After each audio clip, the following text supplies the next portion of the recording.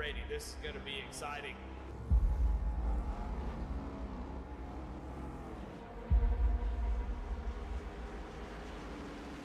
And we got a car restart zone to go. Green flag is out and we're underway.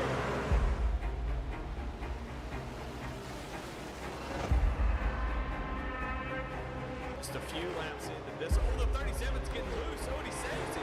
Oh, they're going 3 wide.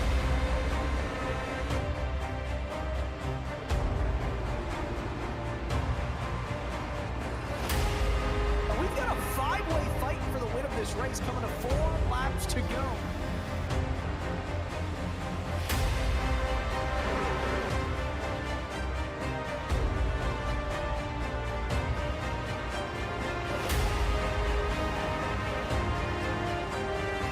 He's gonna win it here in spectacular fashion.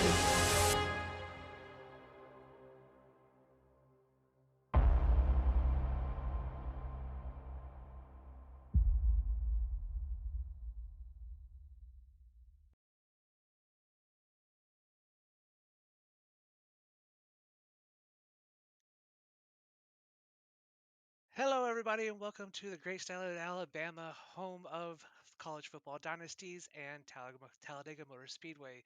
My name is Claire Sisk. I'll be your commentator for today, and joining me in the booth is Mike Browning. How are you doing today, Mike?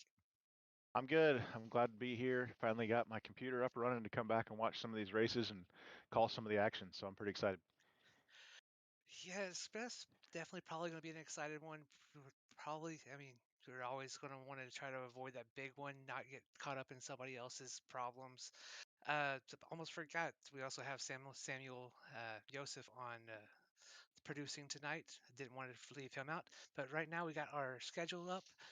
Uh, this is the first broadcast. It's for the 6th race of the season. It's for Talladega. We only got after this race. We only got 2 races left: Texas and Auto Club, and that's when we will crown the champion for the Summer Series for the Goat Locker Racing ARCA Series. But if I'm sure most of y'all know Talladega Super Speedway, we have a 2.66 mile D oval, kind of like a D trioval. And yeah, Mike, Yeah. No, the good part about Talladega, high banking, long straightaways, flowing corners, and you got that start finish line after the trioval. So it's going to make for a lot of good racing. It's going to have a good battle to the end. I'm sure these guys are going to be 3, 4 wide most of the race. It's all going to come down to how you handle some of these the packs, the momentum, and really just trying to stay out of trouble for a good majority of the race to make that run towards the end. Race length tonight is 60 laps. Pit road speed 55 miles an hour. They got 4 sets of tires available.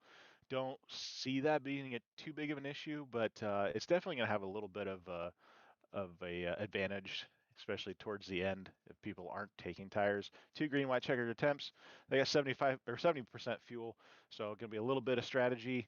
You're going to have some people saving. You're going to have the guys running up front, burning all their fuel. It's going to make for a lot of different strategies, game plans. It's going to be fun to watch. it definitely is. The races here, they usually either go one or two ways. We usually have a bunch of cautions, or we'll have it almost green from flag to flag. Which way do you think it's probably going to go tonight, knowing the ARCA theories, Mike? My guess is we are going to have some bursts of melee, probably at the beginning. I know for myself personally, Talladega, Daytona, I don't qualify well, so I don't really start where I feel like I should be. I think you're going to see quite a bit of that. You're going to see some guys that put down some really good times that maybe don't want to be up towards the front, and they'll kind of shuffle their way back and get into a safe place. So you have multiple different people doing multiple different things, and you just don't know when that chaos is going to start. Um, Nice part about Summer Series, it's not too serious. You have some people here that may not have a chance to win at some other tracks, whether it be tire wear, fall off, or fuel strategy, stuff like that. But here at Talladega and Daytona, especially those 2 tracks, it is wide open. Every driver that's starting tonight has the exact same opportunity to win. You just have to put yourself in that spot. Definitely, but transitioning over, we actually have our pole award winner. It is going to be the number 02 of Jason Christian, winning the Jam Printing and Promotions Pole Award.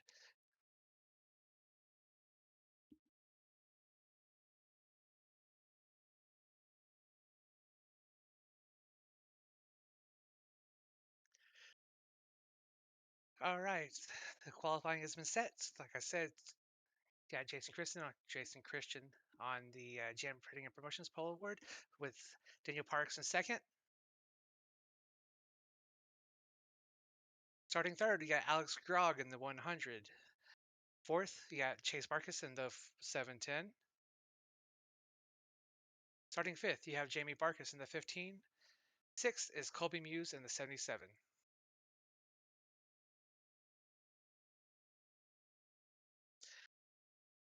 Seventh, you got Jamie Lipke in the number 16, and starting in eighth is Sean Kaiser, the number 46. Ninth, you have Rem Wyatt in the 060, and starting 10th is Caden Heiner in the 124. Starting in 11th is my teammate, lone black sheep out there tonight, number 85, Jay Cam. Starting in 12th is the number 98 of Jacob Booth.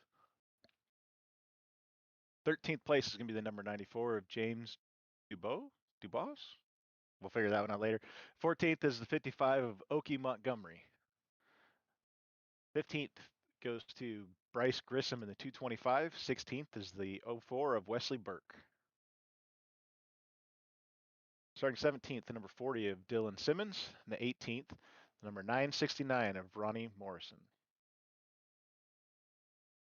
19th starting position will be the number 9 of Barrett Morton. Next to him is number 50 of Kyle Deering in 20th. And rounding out the field in the number 311 is Tyler Clemis, starting at 21st. So 21 drivers tonight. A lot of names, recognizable names there too, spread throughout the whole field. So it'll be interesting to see if these guys are hanging out or if they're going to march to the front. Clear. Clear. So, off. We got Jason Christen starting on pole. Good starting spot for him. Good to see Jason in that pole position. He's made a lot of improvements. Like racing with him. Good to see him up front. And Daniel Parks lining up next to him in the number 71. So a couple familiar faces for me. And you see Daniel getting a quick drink before starting off. I'm going to assume that was Gatorade or water, but it's definitely at least a Busch Light. I can see that. So that's funny. I love these webcams. You see everybody. I know Brandon Wallace always throws up some signs to us all, and see Daniel getting himself a nice refreshment before the green flag drops. So about half a lap here before we get going. Got let's see, some other familiar names up here for me. Jamie Lipke, good start for 7th, and of course the Godfather himself, Jamie Barkus, up there in that 5th spot. Actually, right behind his son, I believe, in the 710. So got the Barkus family up front. Be interesting to watch them. I'm assuming that they're probably going to team up tonight. So looks like we're coming out of turn 4 here. So like I said before, at Daytona, at the middle of the triangle, you have the start-finish line. Here at Talladega, we go a little bit farther, so we have a little bit farther to go without the pace car. So once they get to that restart zone, we will get our first green flag of the night, and we will see what kind of melee we will have going into turn 1. I'm expecting quite a few 3-wides here within the first couple laps, guys trying to get their way up to the front, and green is thrown. We are underway. Jason Christen gets a nice jump out front here. He's clear up high. He's got Grog, looks like, behind, giving him a good push. And everybody's kind of pretty spread out, actually. Kind of surprising here to see most of the field is just kind of hanging back. looks like Kristen and Grog have cleared that outside lane. Inside lane has a lot more energy here, and you have about, it looks like 6 cars in the top lane. So a little bit of a disadvantage for them right now until some other drivers jump up top. And I'm sure we'll probably see that happen pretty soon. Yeah, everybody's starting off nice and easy. So we'll crank it up here for you.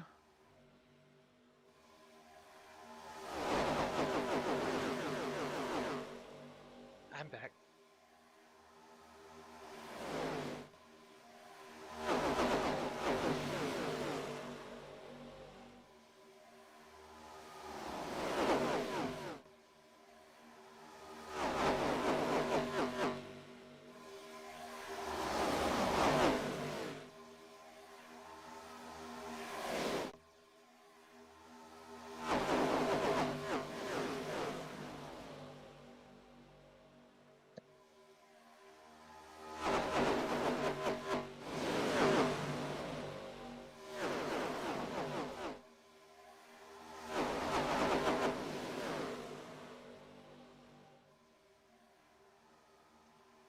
Well, we were cranking it up for you. They were cranking it up out on the track, going 3 wide towards the back. They all decided that probably wasn't the best move right now. Very Kaiser tight up almost front. did a crazy move trying to get past Barkus. You can see these cars starting to wiggle around a little bit more. I think they're going to have some handling issues. We saw earlier the track temp was about 121 degrees. So these things are going to get light.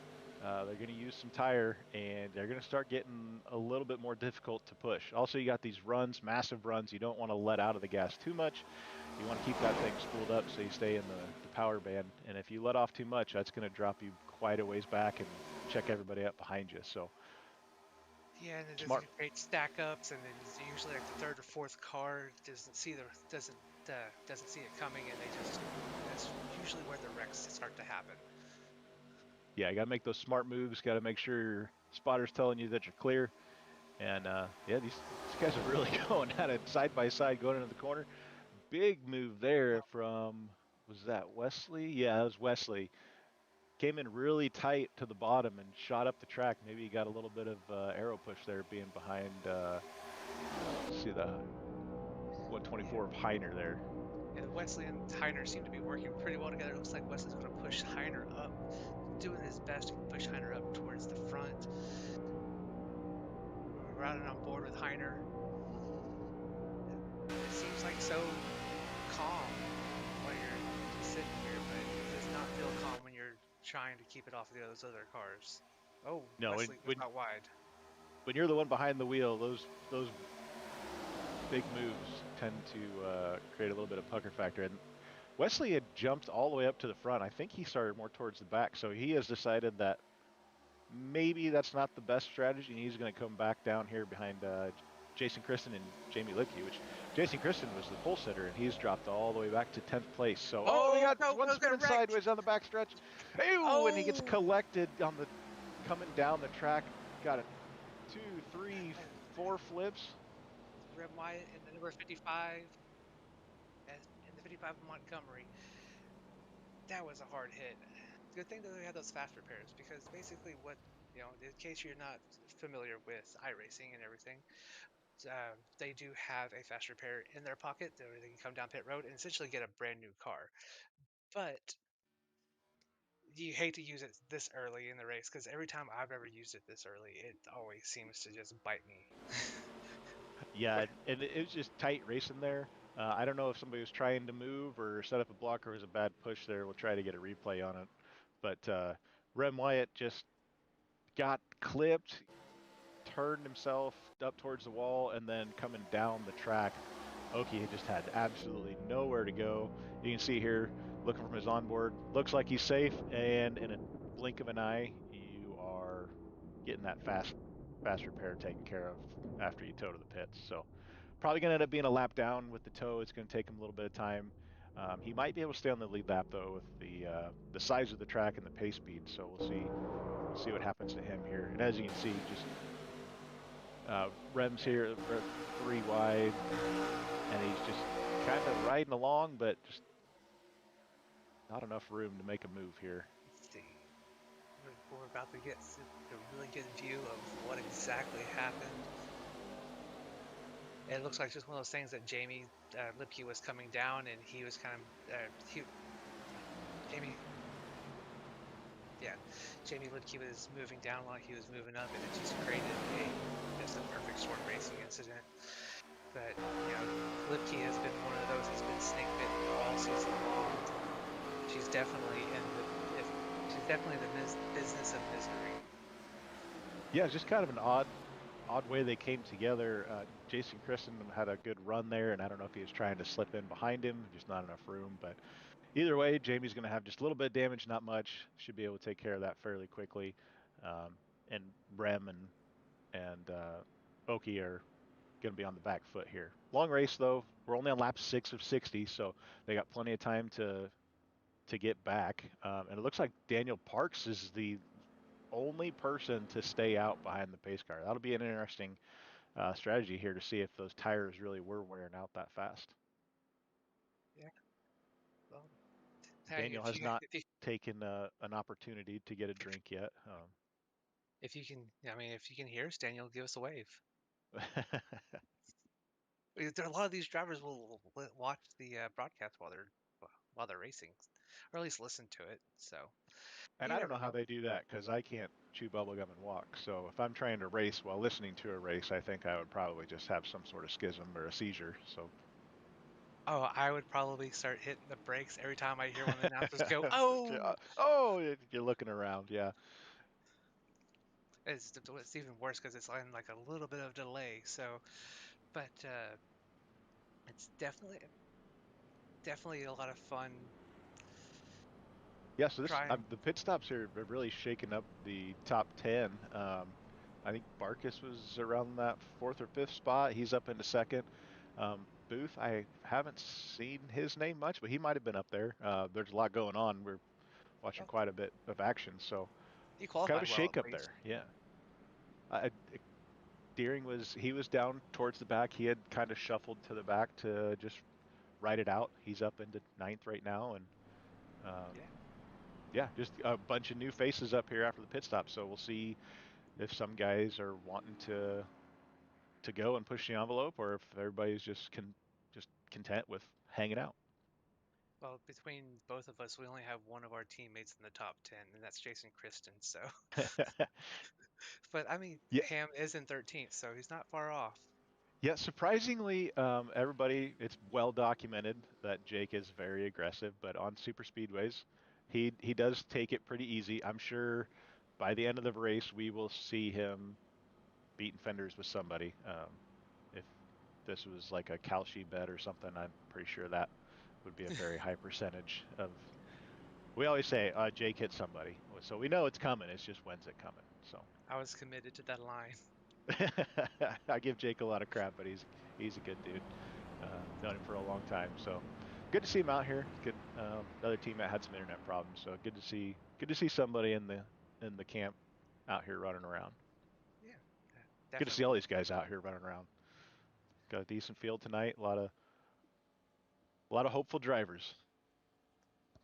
I mean, to look at Caden Heiner, one of the youngest members of GLR, up in sixth at the moment, that he has made a lot of improvement. Just, you know, since he's joined, I've actually been really impressed with him. I remember one of the first races that I did with him, he burned the tires up super quick. I know this isn't like the tire saving track or anything like that, but I mean, he's on other tracks. He's also shown great improvements. So Yeah, that's the best part about Summer Series. Guys come in, like you said, it's pretty laid back. So the guys that are always up top and battling for wins, and we're always chipping at each other in the Discord and comments and stuff. Some of those guys are not racing right now, so it's a good time for these guys to get experience running up front, and for the guys that are like Jason Christian, Jake Ham, Jamie Barkus, all those guys that we see all the time. You get to race around new people. You get to learn how they drive, what they do, and maybe pick something up from one another. exactly, we definitely, and we are about to be going back green here. Hopefully we can stay. Hopefully we can stay clean for at least a good part of the rest of the race, but It was looking like it was going to be pretty just write it out for a while there. I think that was a fluke accident. I don't think there was anything really too crazy about it. So yeah, we'll get going green here again. and Late in the restart zone for Daniel Parks. Gets a good jump. yeah, we got Barkus trying to hang tough on the outside. Going into turn one, it looks like it's not going to be enough. Not going to be enough power, and Parks comes out to an early lead through the corner. Yeah, Booth was really Oh, sucked up there. oh, Ooh, oh, he's moving oh, up, trying to make that block. That's going to oh, shove him oh. towards the middle. That is not what he had planned. Yeah, He had good help down there from the 98 for the first part of the lap, and then through the middle of the corner, decided late to move up in front of Marcus, and that just was not fair.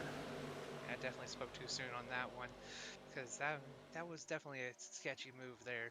But now we got Barkus coming out of turn four with Booth on the inside. I definitely don't think that Barkus definitely should have the power coming off of the high side, going through the tri-oval. Yeah, it looks like the first two cars are going to be able to clear that inside line. Yeah, Oh, 3 wide. Oh, late move Ford. from Parks again. There's no room, and he gets stuck in the middle. Shakes up that third line a lot, and they lose a lot of energy. Barkus gets out front just a little bit too far. Booth's going to have a good run on him. He's got a Oh, lot of help there from, is that Grog there behind him in the purple and white car? I can't see the name very well, but that's going to allow Barkus to completely clear. Barkus and Grissom have completely cleared. There you go from the top to the bottom. yeah, that Marcus got a really good show, and it almost looked like he was shot out of a Ooh, cannon. brush of the Oh, wall that there is. for the 55. Oh man, Okies is Montgomery out of the having pits. he's having a very exciting night so far. He's brushing the wall. He's trying to push, Burke up to the front, brushes the wall. They lose their momentum again. So that high line does have momentum, but you're going to need more than 2 or 3 cars, I think, to get up there. Well, that outside line has two of the second generation racers that we have here. We got Caden Heiner, which is the son of Chris Heiner, and we also have Chase Barkus, which is the son of Jamie Barkus, trying to pass the old man. Yeah, there's a lot of movement on this track. They're blocking runs, using up a lot of track, and they're starting to bump draft pretty aggressively in the middle of that front pack. And as you can see, it gets somebody out front, and somebody else is going to file right into that place and go right around the outside. That outside's got a lot of energy right now. It's usually not too good of an idea to use that outside line as a conveyor belt. Oh, big move down below the yellow line. Looked like Jake was trying to stay off of Parks there. Oh, Big 311 move, gets big close. wiggle. 311 is in the wall. He's going to keep it up there. Did it Almost look like it for clips a second? Jason Kristen. He's got some damage. He's struggling to get through the corner, but that's Tyler Clemis. Amazing save. Just looked like maybe a bad bump draft there. Got him loose, and what a save. Great job by him. Yeah, definitely. I've been involved in plenty of those bad bump drafts. Sometimes the bumpers don't Yeah, and don't look too far back there. Wesley Burke has moved all the way up to the front. He's pushing Logan up front, and that will move. Oh, and he's 46 of gone. Kaiser. Oh, we got a blinker. Looks like they're all settled out, but yeah, Wesley has shot all the way to the front. Kaiser pushes out to the front from Deering. He's going to try and control both lines, but as we've seen throughout this race, you can see the huge run there on the bottom. You get about a car width in front of you, and you can make a lot of momentum. So that's causing a lot of really big. A wiggle from Oki into Wesley Burke. They keep it off each other. Bear Morton had quite a pucker moment there. He wasn't sure which way to go, and Oki is still snaking all the way into turn. If I was Oki Montgomery, I would push Wesley out in front and try to get him out front and then pass him to get my lap back. I mean, either way, as long as he's not involved in the next accident, he should be eligible for the lucky dog. Yeah, it looks like Oki's got a lot of speed. He just, some of those bumps are maybe middle time. Oh, big move for Morton right in front of Oki to get around Burke. I mean, these guys, it does not look like lap 14. Yeah, they are not riding around taking it easy. That is for sure. And we got, unfortunately, it looks like Oki kind of cycled to the back a little bit. Whoa, that was. Yeah, I was just getting ready to say it's kind of sorted out towards the front, and all the action's in the middle, and then we go high, low, middle. Big bump from Morton. Huge shot in the back to Kaiser. Wow, I cannot believe either one of them held on to that. And he comes with another huge shot right out of the exit, just absolutely blasted him with the front bumper. This is the first time I've ever, you know, the first time I've ever announced a GLR race, and I have to say, I'm up here. I feel like a fan because I'm over here like, oh, God, no. Oh, another Okie gets Oh, into the oh. side there, and can't save that one. He got into the No. side. It looked like Wesley finally got it. Collects Kristen Oh, Ham, a few others just trying to stay off of the wall. Lightning McQueen. I don't see a whole lot of damage from everybody. Get you a replay here, but they were moving quite a few lanes, and just eventually somebody's going to zig when you zag, and that's kind of, I think, what happened, unfortunately, here. They're 3 wide. Okie tries to go up through the middle, gets a little stalled out, and he tries to side draft, gets a bump, and then just can't keep it off of him. Then you got a bad net code there on Yeah, Wesley to finish that's him like off. a foot of air. Ham's in there. Kristen, Libke might have got a little bit. Yeah, quite a few drivers collected in this one. This is from Jamie's front window. Big checkup. Just a slight tap there Oh, on and the rim 60. wide again. Rough night for Well. Rem and Oki. Both of them been in both wrecks, so they'll go down and get some more damage fixed. You can see just look at those huge runs that you collect. And once you start to wiggle, there's just no saving it. Definitely gets the hospital wobble, and it's just there's no, like you said, there's no saving it. But Yeah, and I hate honestly, to see it. that's what should have happened last time um, with Clemens when he saved it. I mean, that's what can happen, and that just goes to show what a great save that was earlier. Because it could have ended up being that just as easy. So Yeah, there's no doubt that was an amazing save. He was managed. I mean, he did this smart thing and tried just to make sure to keep it out of the line and make sure everybody else, lived to race another lap. But that's definitely not something you typically see, because usually the smallest mistake here just piles up a ton of cars. yeah, and as you can see, everybody's coming down this time. I don't think anybody's staying out. I don't know if Daniel was really affected by the tires as much as he was by getting shuffled to the back and maybe just kind of being okay with that. So he might have tricked a bunch of people into thinking they need to take tires every lap. So that'll be interesting. Maybe a couple fuel stops in there. Looks like everybody's topping off. Most people, some half field's taking tires, at least we know that. Yeah, so we have a whole bunch of 6.4, 6.2, 6.1 second stops. Those are either fuel only stops or like right or left side Yeah. tires only, which on super speedways, typically whenever I'm coming into pit, I usually alternate. I'll get right sides, left sides, right sides, left sides, just to where I'm still getting fresh tires.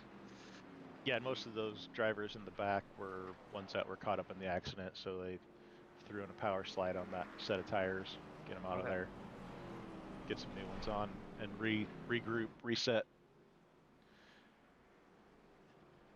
But I mean, we made it a good another 10 laps before we had another caution. So we had, we've only had 2 cautions tonight. We had 9 lead changes, which, I mean, that's pretty crazy especially considering we've only run 17 laps. Yeah, I think everybody has decided I'm just going to chill, and you see Wesley Burt pass the entire field on the outside, and it starts to make people panic and make some probably less than ideal decisions. And maybe that's turned up the intensity a little bit, just guys seeing how quick and easy it is to go from the back to the front. So maybe some people not wanting to take the chance of riding it out. And we've seen a couple people in the back that have been riding it out that have gotten collected. Jamie's been kind of riding out, got collected in both. Jake was in the last one. Kristen was in the last one. So everybody's There it is, strategy is Mike. just Daniel just took a drink. Yeah, there we go. Yeah. Yeah, Yeah. we got to teach I him. He has to turn that label a little bit more whenever he's taking the drink. So I was just as you were. I missed him taking a drink because I was checking a message because J Cam likes to text and drive. He's probably going to get a ticket for that later. But he said, "I'm not hanging back anymore. I'm going balls out." So whatever that means, we're going to have to find out. But it doesn't sound good for anybody. no, definitely not. Because it's so like you were saying earlier. Sometimes you'll zig and the other person's zagging, and it just creates. Yeah, he's got Wesley behind him. So I mean, the guy that's moved the most um, is right there with him. So if if Wesley decides I'm going to go do that exact same thing, at least he's got somebody to follow. It just will the seas part and Yeah, keep you out of another accident. So it's exactly. a strategy. You got to pick one and go with it. I mean, it kind of scares me because you know that Jay Cam is one of those people that if he's committed to something, he is not going to let He's up. he's gonna go for it. Everybody watch out. This is everybody's warning right now. Everybody watch out. J Cam is in the back and he wants to be in the front. So this could get real interesting real quick. If nothing else, he's making for good entertainment. Yeah, exactly. But he's currently kind of in an SRP sandwich with Jason Kristen and Wesley Burke. So I wouldn't mind, our cars going up to the front. Yeah, I mean, look at all these cars. Morton, he was leading laps, battling for a lead. Kristen led laps, battling for lead. Yeah, there's a lot of quick drivers back here, kind of spread I mean, throughout the whole field. So like even Caden, which was running up, threatening for the lead earlier in the race, he's back there too. But it looks like we're about to be coming out of turn 4 to restart this race. yeah, really the only consistent one up front has been Jamie Barkus, and we all know Jamie's going to be up there. So he's going to have control of this green flag here. He's going to come up to the extreme scoring restart zone. I'll get it right eventually. Yeah. Marcus takes him down, and looks like he is about to press on the loud pedal, and we are green. We are back to green here at Talladega. Barkus and Grissom both look like they get hooked up pretty good going to turn 1, where the first 2 cars have cleared the outside line. Yeah, it looked like Jamie went really late in the restart zone, kind of checked up the middle of the field, so the outside wasn't very well lined up, and those first 3, almost 4 cars are about to clear that outside line after turn 1 and 2. And you see everybody's starting to move up. Big move from Morton he's not going to have a bumper left after this thing. He's a snowplow tonight. Well, he just wants Oh, to make sure comes down everybody goes. just barely enough room in that hole. And we got a father-son tandem now with Chase and Jamie Barkus on that outside line. They got who's it, Booth and Caden Heiner already back up front on the bottom. Big move to the middle from Wesley. Lot of moving, and Wesley is having some connection issues, so he is blinking. That's going to be very troublesome for the guys around him, especially since they're running 3 wide.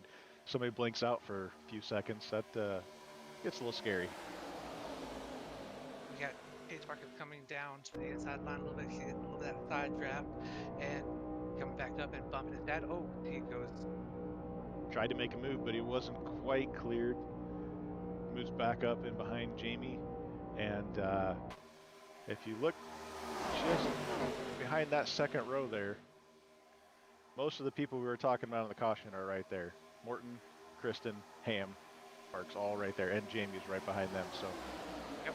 Everybody is moving right now, and we got more 3 wide. People are stuck in the middle, falling back, and that's the first time I've seen anybody be able to clear the inside line from the middle. And that was Grissom.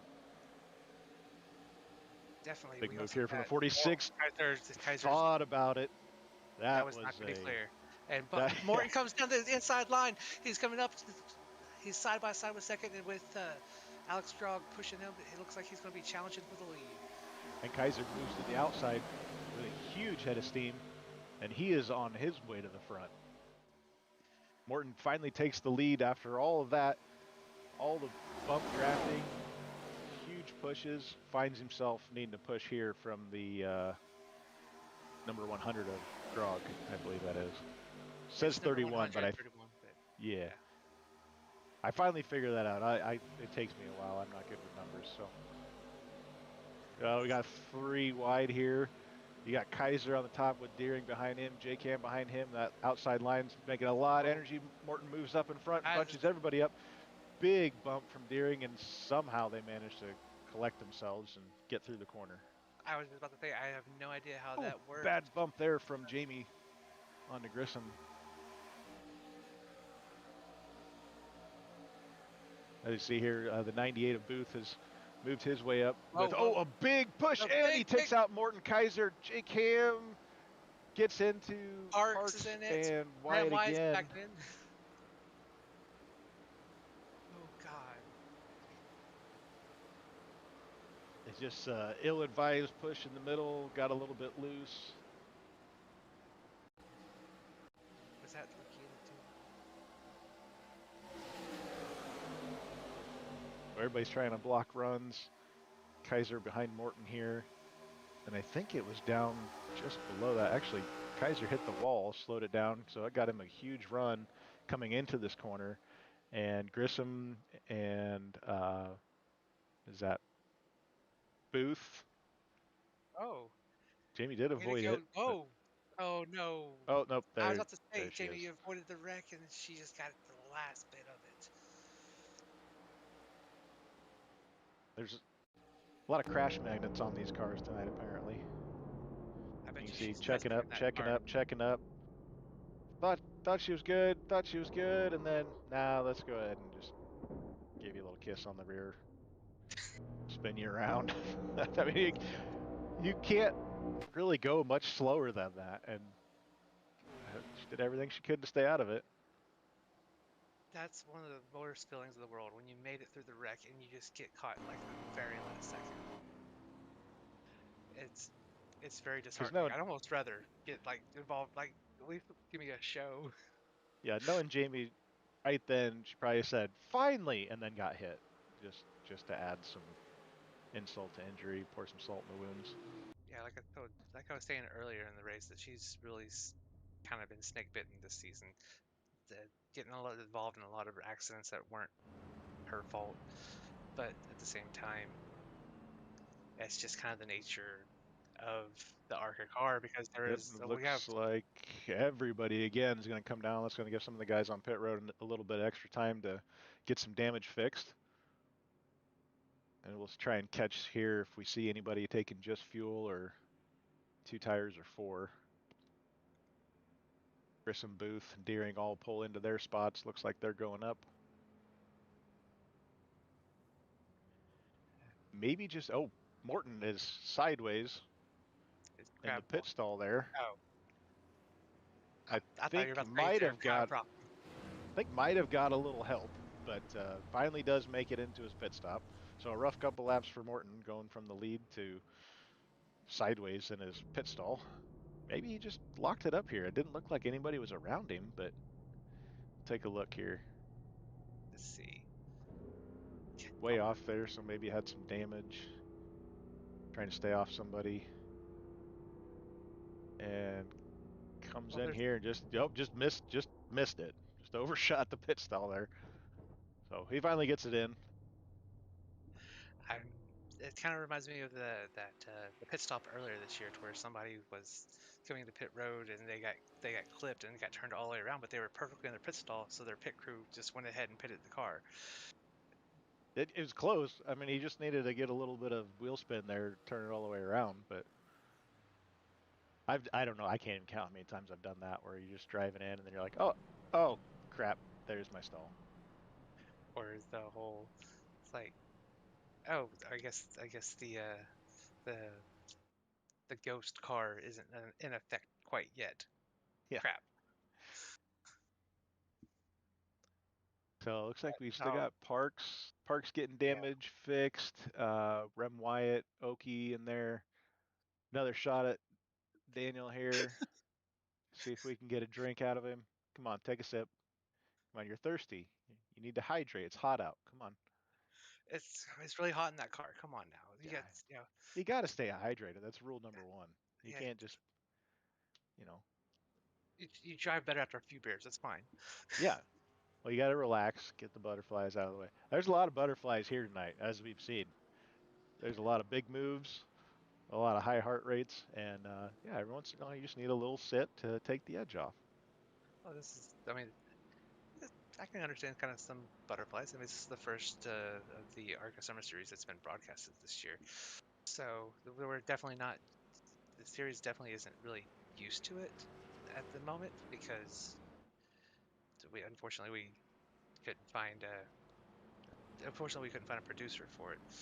But we're definitely it's definitely a it's definitely a product that we love to show, even if it does get messy sometimes.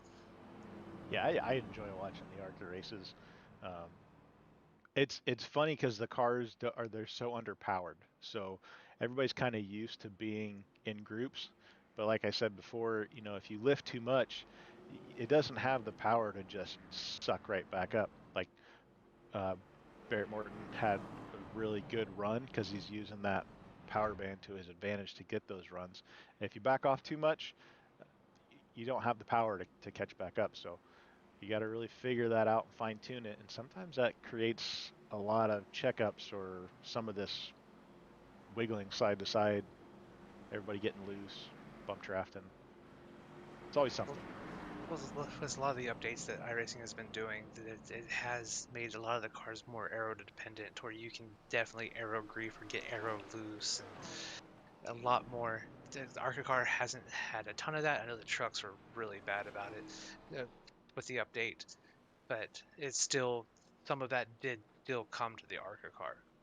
Yeah, and you see a lot more side drafting now because we see it on TV. So we're going to come out here and we're going to do it.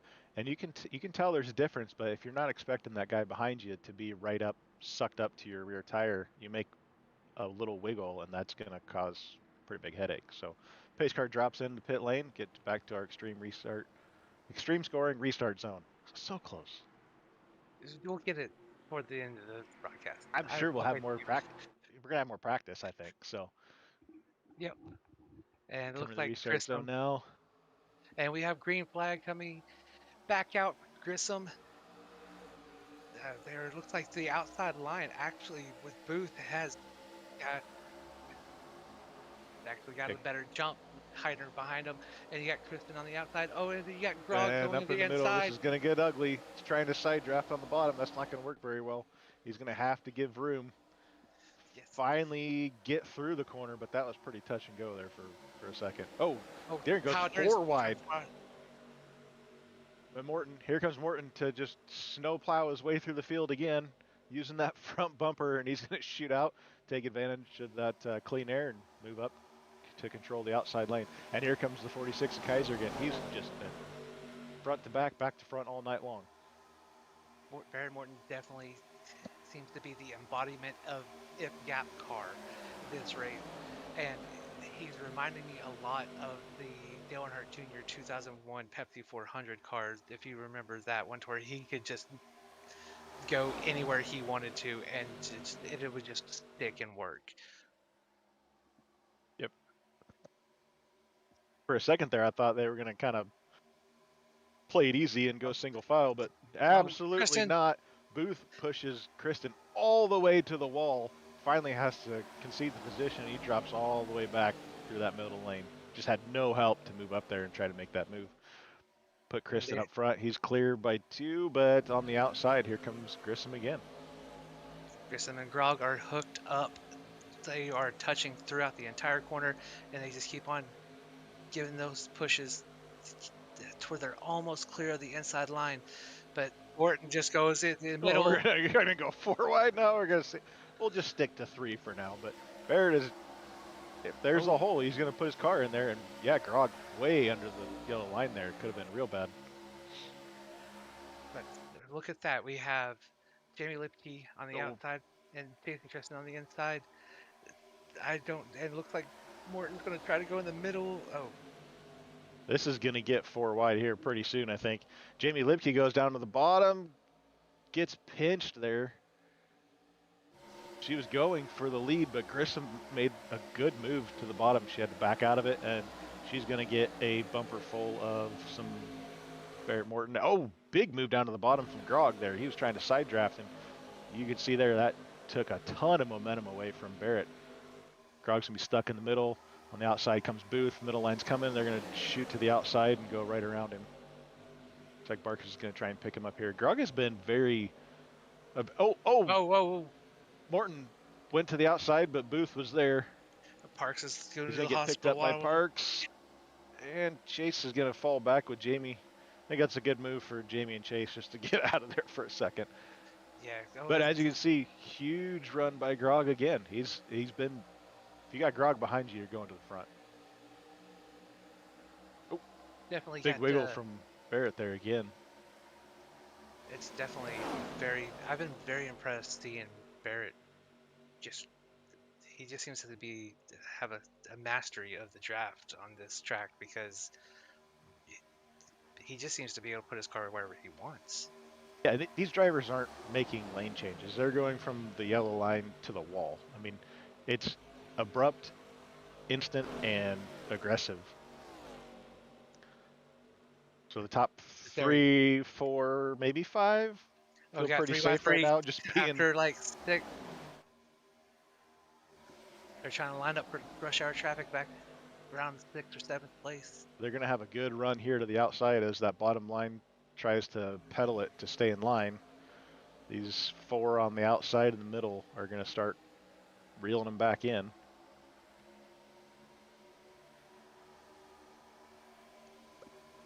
Oh, we got Kaiser jumping outside of Daniel Parks, trying to get a run, trying to jump in front of that Barkus train coming up the outside.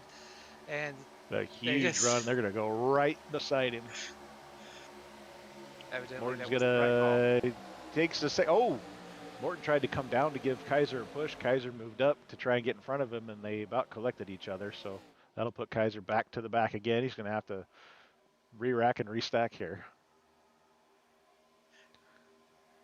And it looks like Jamie Licky's being pushed by Jason Kristen is going to be almost, come on, gets in the lead.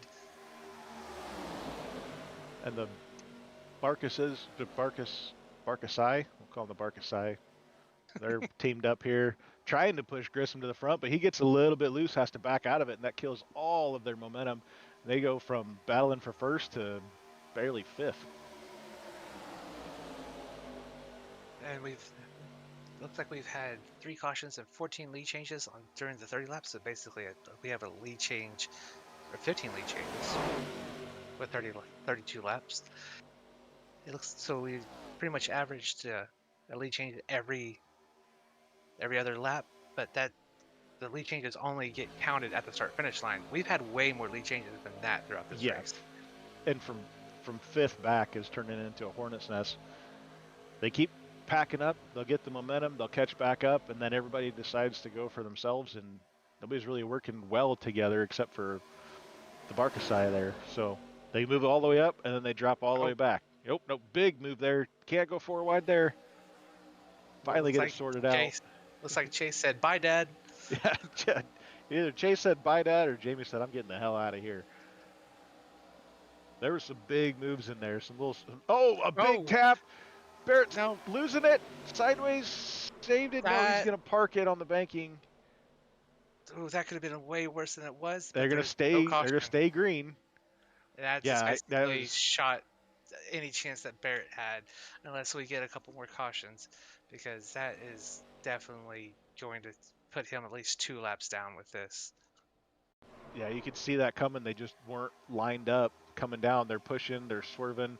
Everybody's getting a little bit loose with these huge pushes, and they just get out of line enough when they hit, and it's just bad timing.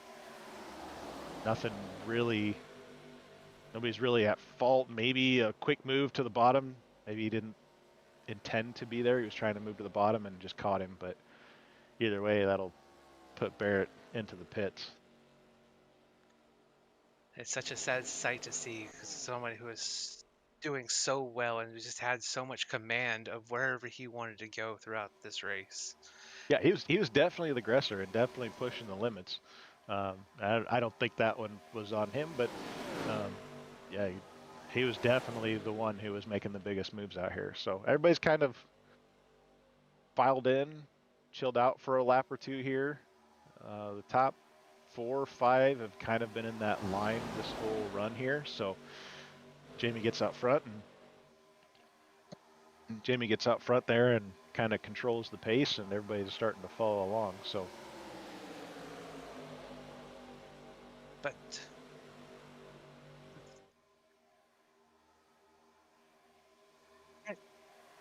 now that everybody's getting kind of spread out, and it's going to get interesting here in a sec. But we'll cut to a quick commercial break here real quick, and we'll be right back with you. Superior quality, ultimate protection, and the highest level of craftsmanship. We make our gloves for the hard worker that wakes up every morning and gives 110%. You deserve the highest quality protective gear that's going to work for you, day in, day out. We know it can be tough deciding what companies to trust for your hard-earned money. It's all in our name. We've mastered our craft to help you master yours. We make our gloves rugged, durable, and designed for you. Whatever the job is, we have you covered. We are your glove station.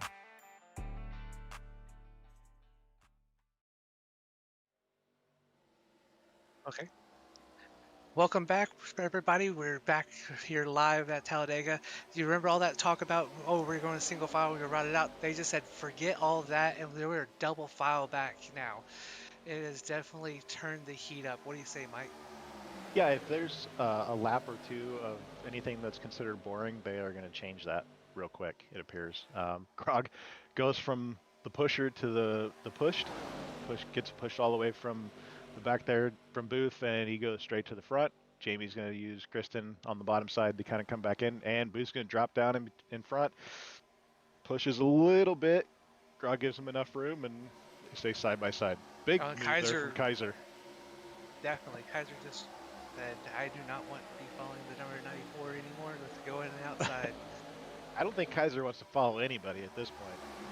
He is pushing. He's sucked up all the way to Grog there, and I would assume that he's probably going to make a move here before the corner.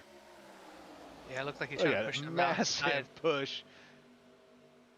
Definitely looks like he's trying to push him out. I'm surprised he actually hasn't dropped down to the front of the inside line yet. So they both clear by a car length, and that's going to give Booth a huge run. He's got the 94 to the outside, and he decides to hold it steady.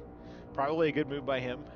The outside line has really died off, so the inside line's probably the safest bet right now to stay up front.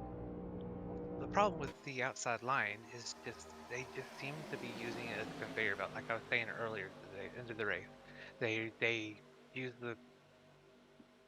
the outside line, get up to the front, drop to the inside line, and it just keeps on going, and it just keeps on getting cycled. And you don't lap you don't traffic get of Oki here, see if they get clear. They're going to try and go 3 wide with Oki up there. I don't know if they saw him. They all make it through. That could have been real sketchy real quick. And hey, Lipke moves up to third in line on the bottom at least with that. But yeah, in order for that outside line, oh god, Oh, big move from Booth. Leaves Grog hanging in the middle. Dubois going to go around the outside, but he's got no help. Heiner's going to give Grog a huge shove and push him all the way back to Booth, and I'm assuming give him a huge shot. I think he was probably trying to repay the favor going straight around him there until Booth pulled up. Now they both pull up into the top lane. Heiner's going to go a little bit higher and finally clears. Nope, they're going to switch positions again. yeah, Grog goes up the outside lane, getting pushed by or with a big run from Caden Heiner. Definitely going to be interesting to see one of the youngest members of GLR leading this race if he's able to pull it off, because it looks like he's not content with second place at the moment. Another Grissom sighting as he's rolling around on the outside, bringing Chase Barkus up with him. Kaiser behind him. Grissom pulls back up in front of Chase, going to try and get the run. Oh, Booth is going to move into that position and then take both of them out. Jamie, Kristen, Lipke. Few others collected here. Just Again, another zig when someone was zagging there. Yeah, we Just definitely need to not check. enough room. We definitely need to check our race shop for those wreck magnets because it seems like the SRP cars have been involved in almost every accident and none of them have been caused by them. Yeah, I see here Grissom decides to go up in front of Chase, and then he has a second thought, and by the time he moves down, Booth is already doing the exact same thing, and they come together. One of the worst things you can do at Talladega, Daytona, or any other super speedway is hesitate. If you hesitate just for a fraction of a second, that's enough time for a car to get into one of the to your inside to your outside, and a lot of times your spotter doesn't have enough time to clear you or tell Yeah, you that I there's mean, a car. Booth was on the bottom and kind of looked like he was maybe moving up at the same time that Grissom was trying to come back down. But if you empty that space, empty that void, that car is just going to suck right up into that spot that you vacated. So just a big difference in speed there, and unfortunate, another unfortunate incident for poor Jamie. It doesn't seem like she got too much. Another one where she got kind of caught up late in the accident, so where she looked like she was going to avoid it, and then the 98 spun into her. Pretty decent hit to the side there. If it didn't hit any of the wheels, should be okay. Shouldn't have too much time in the pits there. But hey, I mean, if you knock all the fenders off, that takes the magnets away, right? So then you don't get any more wrecks. Is that how that works? Yeah, but then you don't get any more wrecks because you're not around any other cars. They're all leaving you. Driving by yourself, hard to wreck by yourself. It can be done, but it's harder to do. So Heiner looks like he got a good Yeah, stop there. Looks like Grog, Heiner, Barkus, and well, the Bark Eye are Jamie third and Marcus had fourth the there. So fastest stop I've seen so far, 8 flat seconds. I think I just saw a 7 point something, but either way, both blistering fast stops on this because I do believe they got tires, at least right sides or left sides. yeah, you got a few people doing real short stops, and then obviously you see quite a few long stops there. People fixing damage. I'm assuming that most of the people in pit lane right now are out of fast repairs. So it might be a little bit of a challenge for them. And we'll check in on our drink watch of Daniel Parks here. We gonna get a Come on, drink? We come need on. we need a sip. Gotta stay hydrated. Looks like you're sweating. Come on, Daniel. You Got gotta take a little sip. little bead of sweat. Gotta replenish. He's actually my one of my teammates in the Warrior series. I haven't been able to do much racing in that, but so it's cool. Oh, we might have it. Yes, we Hey, got there we it. go. See, I think this could be our new game, just the hydration watch for Daniel Parks. See, make sure he's staying hydrated. Let him know if he needs to rehydrate.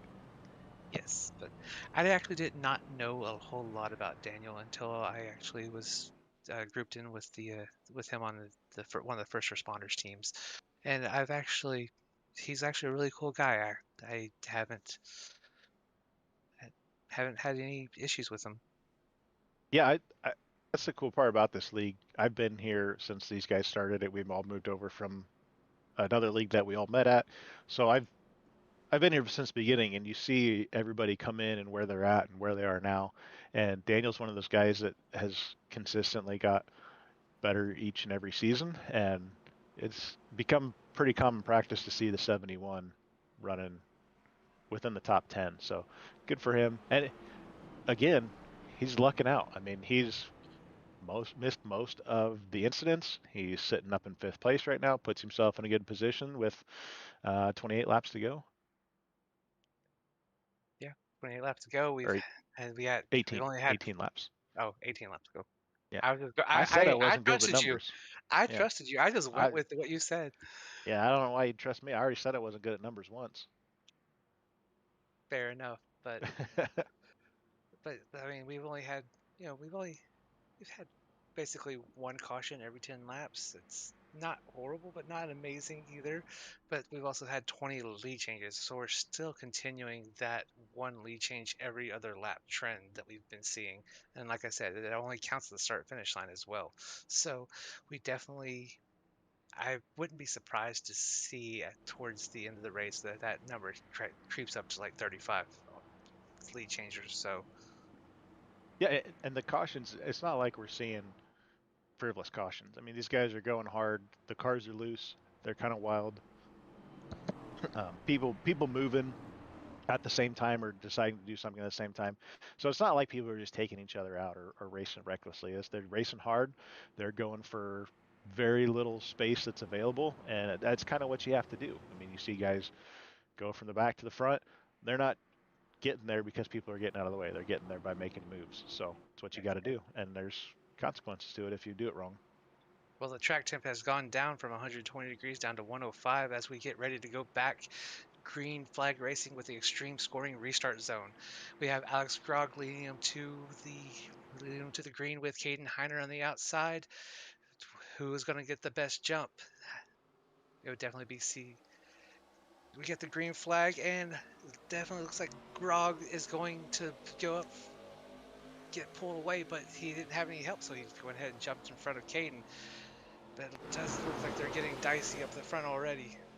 Yeah, it's very aggressive takeoff there from Grog, and nobody else was ready for it. He got way too far out there, had to decide, am I going to stay here and get past on the outside or move up front? He decides to move up front and controls the Oh, lead. Parks on the inside.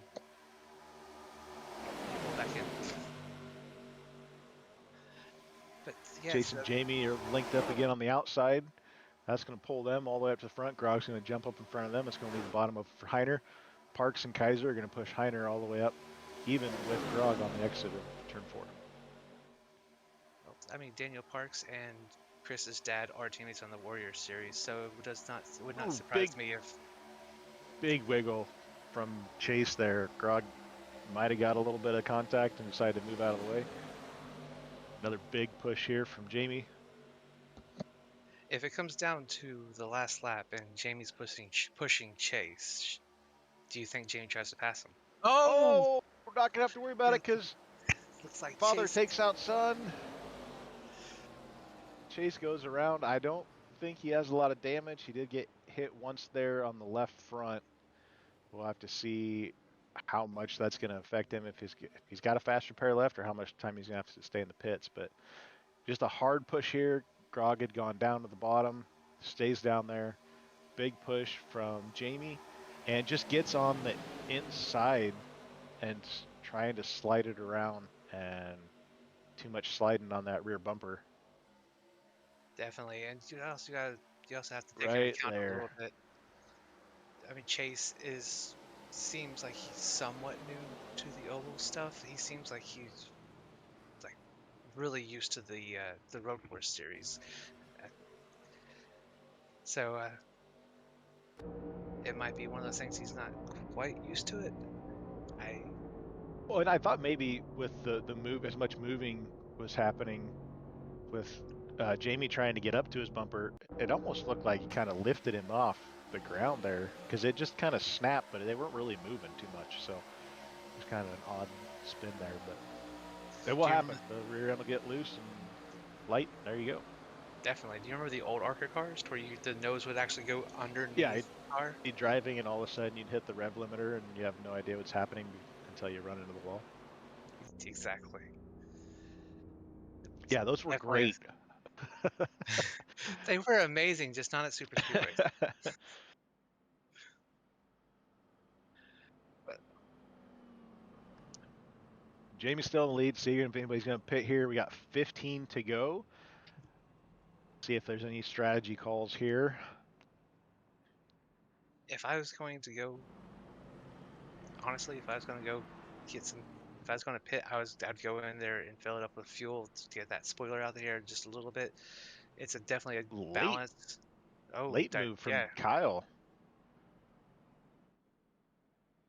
He did make it in, so 5, 6. 6 are going to come in. The rest are going to stay out.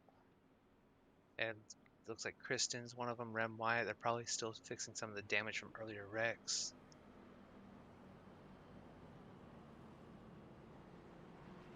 Yeah, this is one of those interesting strategy calls where, for me, nobody else really came in. You're going to be in the back.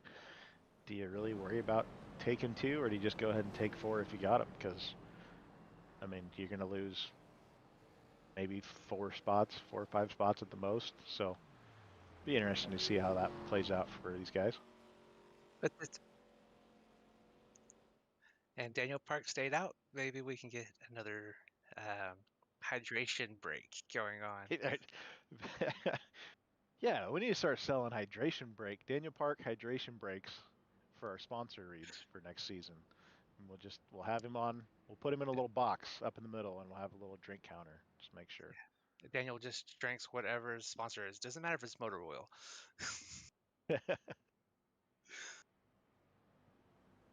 I think he does have a Chase Elliott shirt on, so we won't dock him points for that. I would dock him points for that. I'm joking. I like we got to appeal to a broad audience, so you can't just straight call him out on it. You gotta throw a little hint out there of some shade. Yeah, but Chase Elliott, eh. I'm a Blaney fan myself, but I was a Bill Elliott fan for a long time, so I'm torn. It's hard. Yeah, I understand that. I mean, Austin Bill from Dawsonville. Yeah, this is what happens when we've had 5 cautions. We gotta start spitballing, you know. Oh, I've been doing that the entire race. What are you talking about? It's some long caution laps, so Oh, yeah, it looks Hokey like Montgomery yeah. looks like he only needs one more caution. He's back on the lead lap after getting in some trouble early on in this race. And there's a good chance he'll get it too. He showed some speed, so we know that if he gets it back, he can be a threat to win the race. At this point, I would purposely lose the draft if I was him. Just stay out of everything. Yes, because if you even get a 0x, it takes away the lucky dog from you. So Well, and he did lose the draft at one point. I remember them coming up on him. So he did lose 1 lap on track. So that's something else too. That might change his race pretty drastically also. Maybe he had a pit stop or had to come out in front of the field after some damage or something, but he's almost back. He's almost back there, so.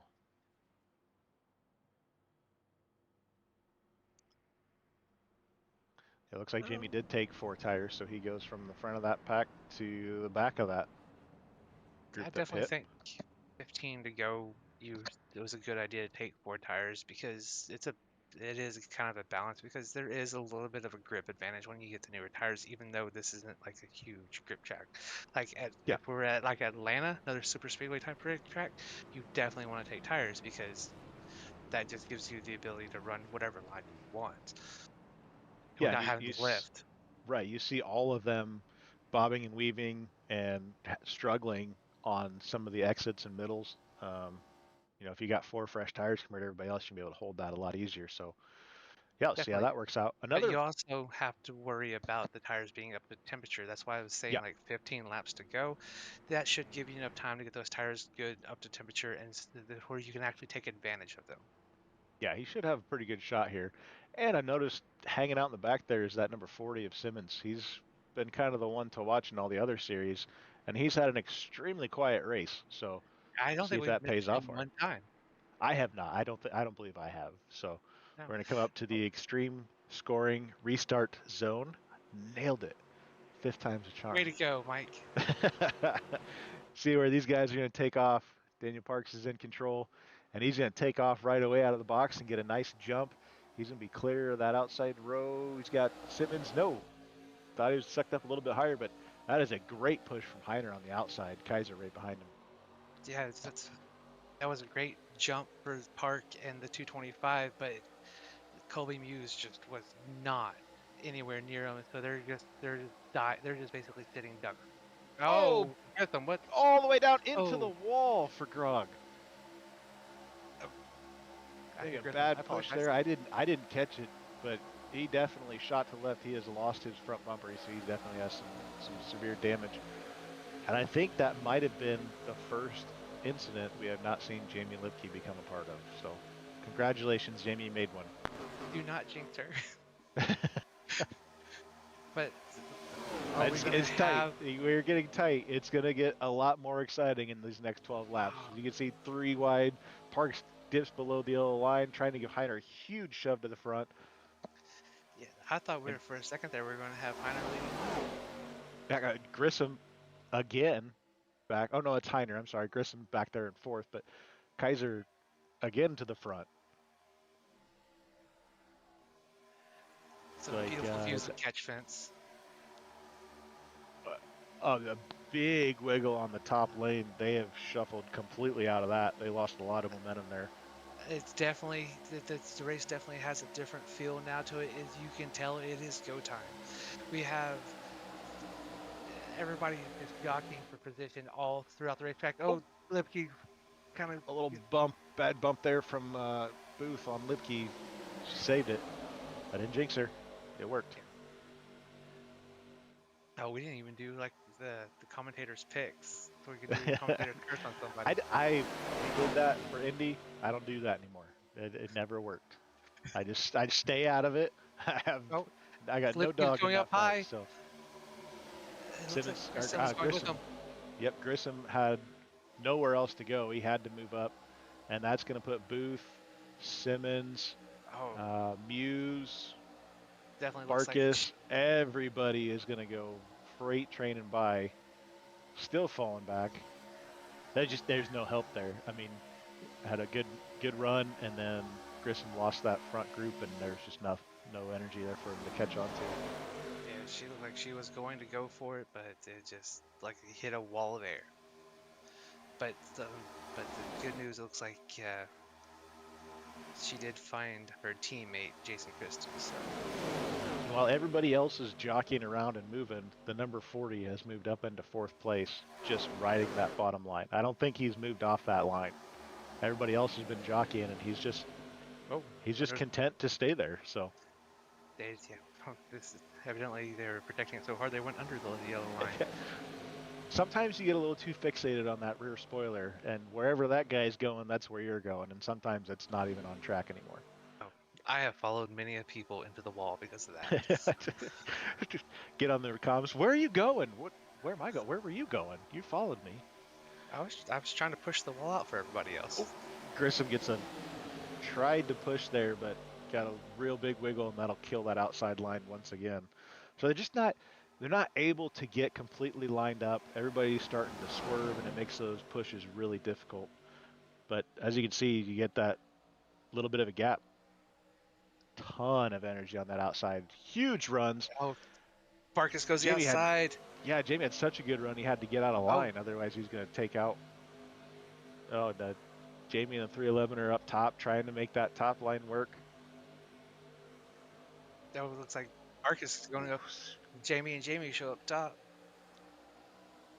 Jamie pulls up in front of Jamie and is going to try and work his way all the way up to the front with her. He's going to try, I think he's going to try and get around Grissom here to pick up Chase, because Grissom's struggling just a little bit right now to get Chase up to the front. So that's the first time I've seen Simmons jump to the outside, and he immediately falls right back in. Yep, there goes Chase up to the top, leaves Grissom out to dry. Jamie's going to pick him up. Maybe he's going to follow right behind him along Kyle Deering. And Rem Wyatt hanging on after all the difficulties he's had tonight. He's still hanging in there. And it looks like they're about to be coming up on a lap car, coming up on the outside, but hopefully they stay that way. They're able to get clear through it. It's Grog. It's Grog. He's got his fast repair, so he's got. Oh, we're gonna go 3 wide, and Chase is not gonna make it. Jamie, we got one flipping upside down. Yeah, they were trying to go 3 wide as they were coming up to the lap car, and I don't know if anybody knew which way was up there for a second. Yeah, that was definitely very poor timing on a lot of things. Just a combination of bad things happening all at once, and it just led to. Yeah, there's definitely a run here on the outside. They're 2x2. I'm not sure if somebody was trying to use that as a pick. Booth just starts pushing and just can't stay off of Chase and takes him down. He goes up to the wall, does a flip, lands back on his wheels. Unfortunate for them. Good race. I mean, you just see he's up, down, pushes back up, and I just don't think he can. Oh, definitely went all 4 tires on the ground, and evidently it kind of magically fixed itself a little bit there. Yeah, Yeah, that tire is definitely. fixed everything but the important part, the wheel. Yeah, well, that tire is almost completely sideways. I don't think you're supposed to have that much camber. Yeah, I think this is just a unfortunate incident with the lapper, maybe trying to catch a pick or get moved up. Not It quite looks like Booth clear. is also trying to force his way on the outside. Yeah. Yeah, maybe try to catch a pick there with the lapper, or maybe pick him up somehow. I'm not sure what that was, but it was not going to work. I believe Alex Grog is part of Chase Barkis's team. I don't know for sure, but I believe I've seen Grog with the CBR on their car during the races. Okay. Maybe I don't know if it didn't quite look like Chase was trying to pick him up, but yeah, it's just kind of an interesting thing where they were all moving up. Them damn crash magnets again in the front. They just sucked the car right in and spun them all around. Do we know how many people have selected to pit so we can get some of that damage fixed? I don't know if I saw. There we go. There's some people there. I mean, Barrett's been in there for a while. I don't think he's coming back out. Morrison the same. The Booth and Clemens did have a little bit of contact in that last wreck, so he might have came down just to check, but it looks like he maybe got right sides. Lipke's got a change in there. For as many accidents that she's been involved in, that car still looks really good. I mean, he'd make a good commercial for being Chevy tough. So, or is he running Toyota? I can't remember. Yeah, Toyota tough. No, well, then never mind. That thing's, well, I don't want to get sued. Hey, it's one of the few manufacturers that's built in the United States. So Yeah, technically.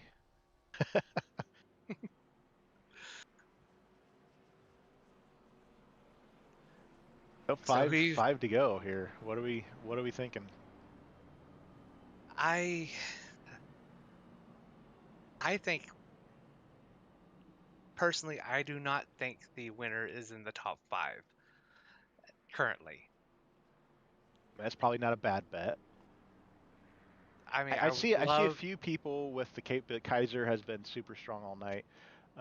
It's had a little bit of trouble when it comes to blocking a lane, and it's kind of shuffled him back. I think he's got that figured out. He's stayed up there for quite a while. Yeah. But yeah, I mean, Parks has been there all night. Simmons has shown up to the party. Definitely. And we also have, Jamie Barkis, who is definitely great at drafting tracks, running in 6th. You got Kristen, who qualified on pole, running in 8th. You got Chase Barkis, who was involved in that wreck, only 4 spots behind his dad. And there's more than likely there's a chance they might be able to get hooked up again. So it's really anybody's ball game, because I mean there's been races for DLR. The winner was 9th in the last lap. Yeah, I think the field's kind of dwindled out now. I don't know how many lappers are mixed in with this group here. I know there's at least 2. Check to count 3 or 4 lappers. So that brings the field down a little bit as far as, guys typically here, guys that aren't on the lead lap aren't going to go shove their nose into the top 5. So a smaller group, you're going to have those huge runs from a couple different cars. You're going to have the big gaps with people going 3 wide. Somebody is going to move in a way that they probably shouldn't. I'm going to say that's a pretty safe bet. More than likely, this is not our last caution. No, I'm not thinking that it's going to be. So, and Boy, I sure hope Daniel has some left. He's been having a Yeah. lot of water breaks. Yes, I mean, he's running third. He's got plenty of liquid courage inside of him. He's All the had a very hydration solid breaks. night. I mean, hydration breaks aside, he has had a very solid night. So he has I a mean, chance.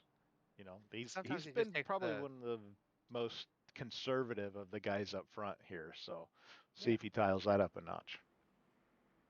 But yeah, we definitely need to talk to Daniel about facing the can the correct direction Yeah, I because think he got it the light. He got a pretty good placement last time. I could tell it was a bush light. yeah, but it's gotta be with sponsors, He's got to it's gotta be he's got to perfect. give he's got to give the strike a pose with a smile, looking at the camera for a split second. Look at the camera and wink. That's where the big money's at. Pace All car right, falls down into pit lane here. yeah, Pixar's calls down pit lane. We got Kaiser in the first, Heiner in second, coming into the extreme scoring restart zone, and it looks like we are going to have and the green flag's back in the air, and we got Kaiser with a huge jump with Parks being way too far behind him. And But they are all spread Heiner out. loses This is all not of good his for help. anybody. Yeah, Kaiser is in a lot of trouble right now because nobody was lined up, and he's going to have They are catching a him in a hurry. huge speed difference. Parks luckily Look at backs it Marcus on up the and doesn't inside. just run into him. Marcus is going outside of Heiner, but he has no help. No help until Chase Chase comes up. comes flying around 3 cars to pick up Jamie. We are This- 3 wide for the lead, Mike. This is not going to last very long. This has intensity written all over it. Heiner is stuck in the middle, but he's not losing a ton of time. Kristen cannot get back up to him. Now the outside lane has started to take over. Big move from Oki down to the inside. Is he back on the lead lap? I don't think so. So what I said before. no, We got trouble. it's, Heiner. Heiner 77 collects Heiner and and Grissom, catches Grissom. Rem White. And Oh, Rem also maybe a little bit ARCA braking in there from a few, but man, it's the last 5 laps. You just knew something was going to happen. So Heiner's stuck in the middle here. He was keeping up, and then all of a sudden those lanes just ghost him, and Oki moves down to the middle. And what happens here? He just gets a little bit, maybe some net code there, and like that initial hit had shoved him down and finally collected him on the outside. yeah, definitely looked like he was good for a second, but Colby, Good on board going from on Colby board here. This will show it really well. He just gets sucked up into him, and he tries to save it, but there's just nothing he can do. Yep. Yeah, definitely. I mean, to make it that far without wrecking was pretty impressive. That this will actually be a better view of it going through. So we can kind of see. I think probably the Oki move probably, Yeah, he tried to come down, get a little bit of side draft, or maybe fill a position. And Ooh, Colby that was a does hard a hit. good old tank slapper and finishes what Heiner started, and it just. We're going on board with Rem Wyatt, so we can kind of see what happened. Definitely looked like maybe some ARCA braking. It looked like he was on the brakes, but it just He's slowing down, but there's just I'm clear. Oh, nope, no, nope. definitely not.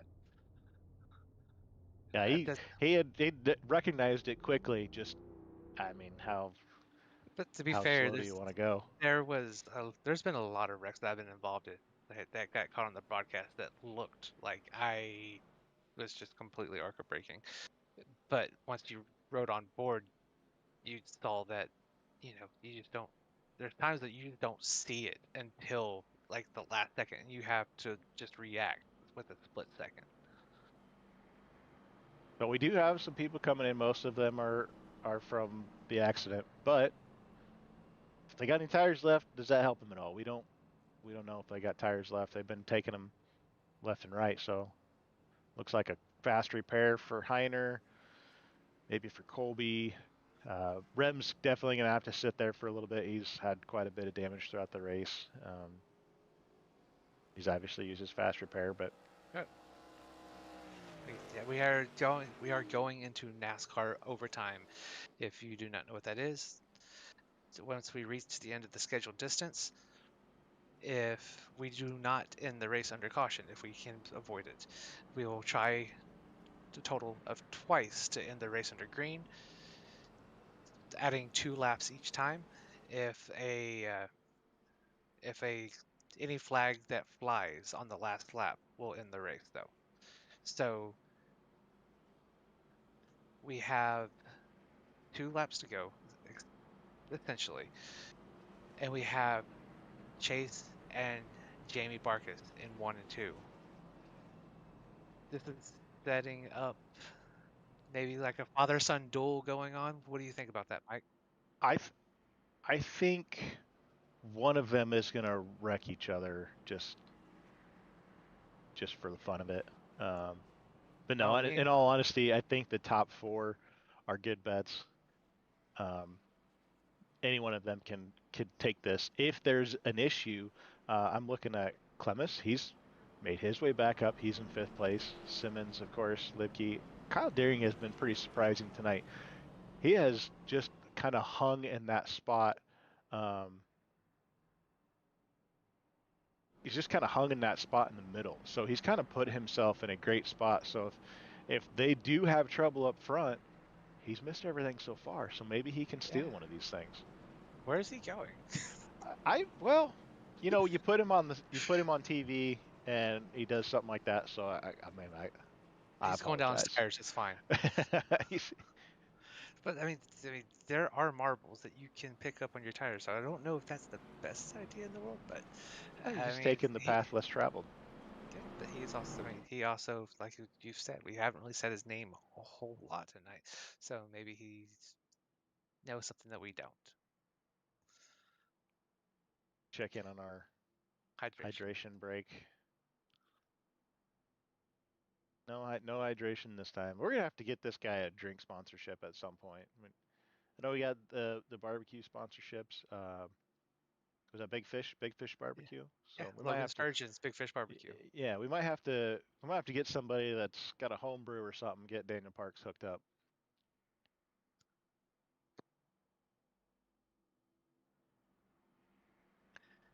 Okay, so to finish my question earlier, since we're under caution and we don't have to worry about a caution coming out, if Barkus is pushing Chase on the last lap, is he trying to pass? Well, I think probably Jamie is the control car, so I would assume that he's gonna go just slightly earlier than Chase. Try to get clear and get in front of Chase, and then just push each other to the white flag, and whatever happens in turn 4 happens. But I would assume that they're probably going to work together a little bit. Yeah, But there's definitely going to be a countdown to the green. right, if you sometimes if you try to play those I call them, it's not really a game, but you try to play those games or strategies, and sometimes the guy behind you sneaks up on you and puts the whole thing to kibosh. So we'll see what happens. I think it's gonna be good. All right, so pace cars coming in. We are approaching the extreme scoring restart zone for hopefully the final time tonight. We got the Barkus and Barkus show 1 and 2. We got 2 laps to sell it. And we have the green flag coming out, and it looks like An early jump. Jamie's gonna clear. Yep, and he's gonna move Right down to the out bottom. front. Exactly like you called it, Mike. Oh, and now he's got to control a little bit because Park's gonna have a huge run. He's got Simmons behind him, Deering coming up behind. I don't know if Clemis is gonna push that hard. I would assume that he's probably gonna try and make some moves. So here comes that run to the outside. Yeah, but there's only 3 cars on the outside. I don't know if that's quite enough to like sustain. Oh, There's Raz has Clemis to moving say up to that. the top. Kaiser's on the inside. We're gonna go 3 wide. Not a lot of room there. Kaiser does make it. Chase has to move up to the 3rd line. Simmons pushing Parks. Oh, he pushes him too hard down to the inside. Spinning all the way back up. Catches Heiner. Catches And Libke. Libke. Bram Wyatt avoided it.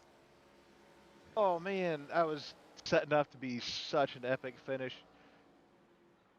We're gonna have to re-rack him and restack him. A massive push from Simmons all the way through the corner, and it finally broke loose. Let's see how this played out. I don't know if it was just a big old kerfuffle with Kaiser going to the inside, and It, just a slight wiggle there. It pushes him left. He tries to stay on him as best as he can, but eventually it just breaks loose.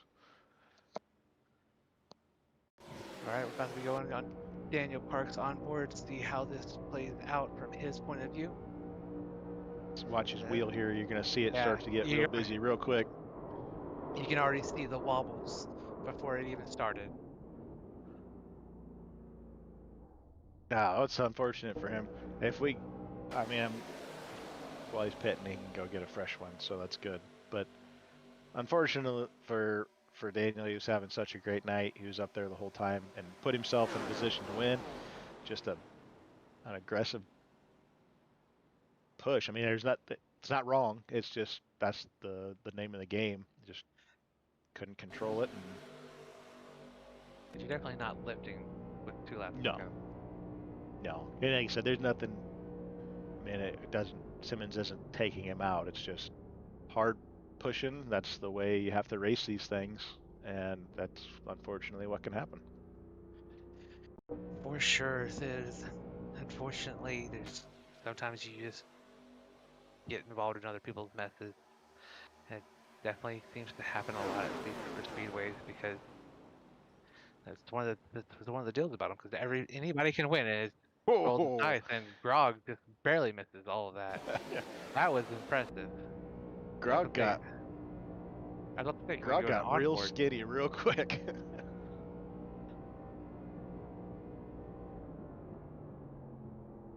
I think he might need to change his pants into that one.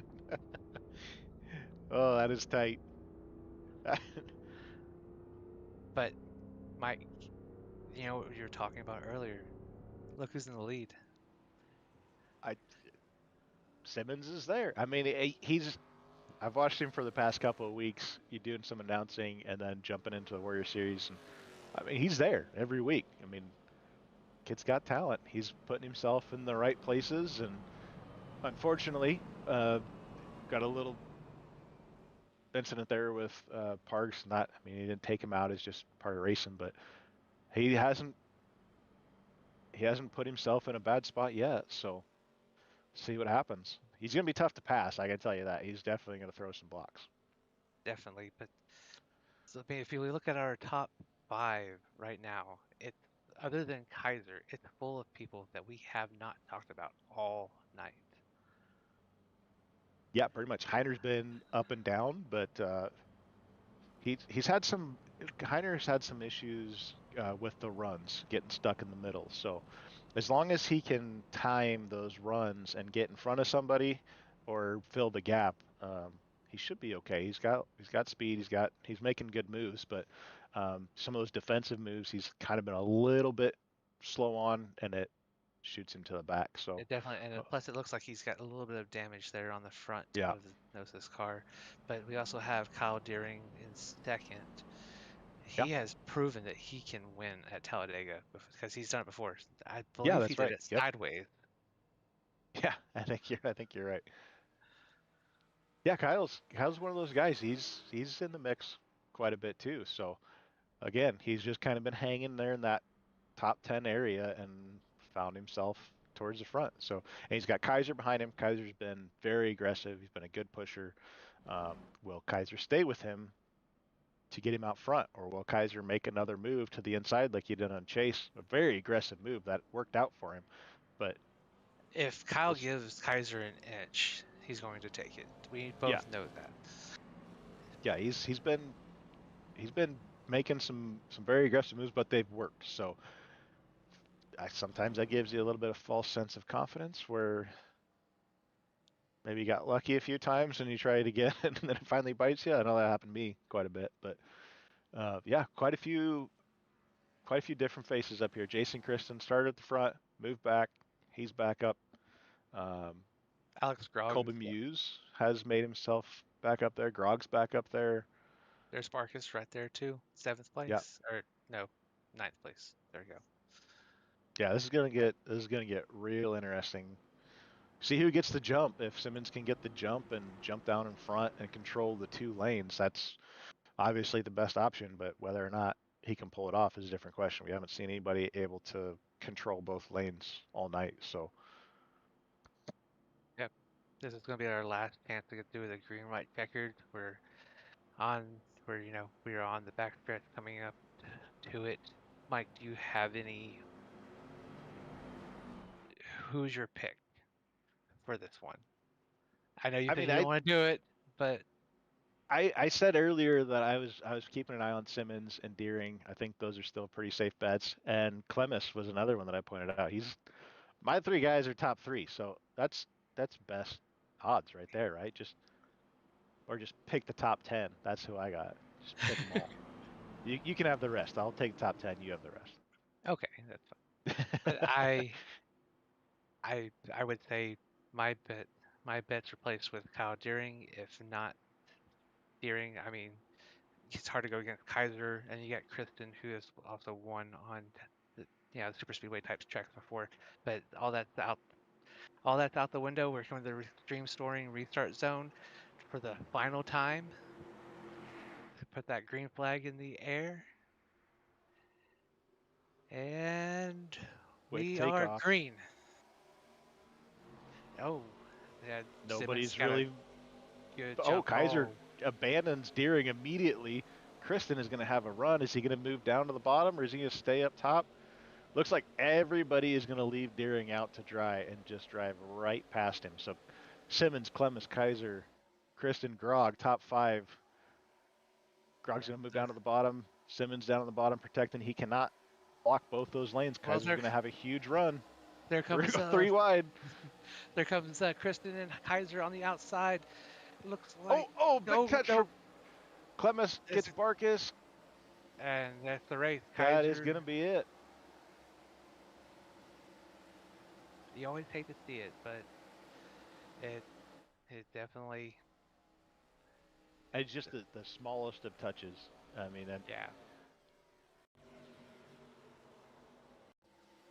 Clemens trying to get, it looked like he was trying to suck up there to get some momentum.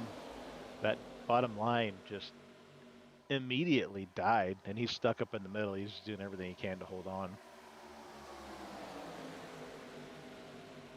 Yeah, there's definitely Yeah. yeah. Simmons kind of moves up a little as he kind of gets some arrow push, maybe, because it's kind of synced up with when Simmons moves, he moves also. So It's hard to tell if it's either like arrow push or it could be yeah, that code as well. yeah, that's kind of an interesting incident there, but But it looks like as long as he makes it back around, looks like Kaiser's gonna win this race with Kristen in second and Colby Muse.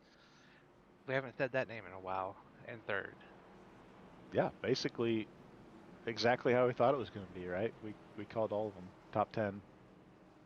Yep. It worked. We're geniuses.